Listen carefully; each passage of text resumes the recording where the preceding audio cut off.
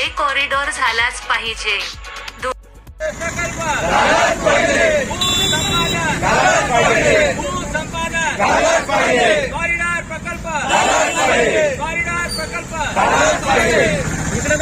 धुळे जिल्ह्यामध्ये गेल्या 10 वर्षापासून मंजूर असलेला दिल्ली मुंबई इंडस्ट्रीयल कॉरिडॉर प्रकल्प हा लवकरात लवकर सुरू व्हावा यासाठी धुळे कॉरिडॉर विकास समितीच्या वतीने आज धरणे आंदोलन करण्यात येत आहे. गेल्या 10 वर्षापासून हा प्रकल्प मंजूर आहे.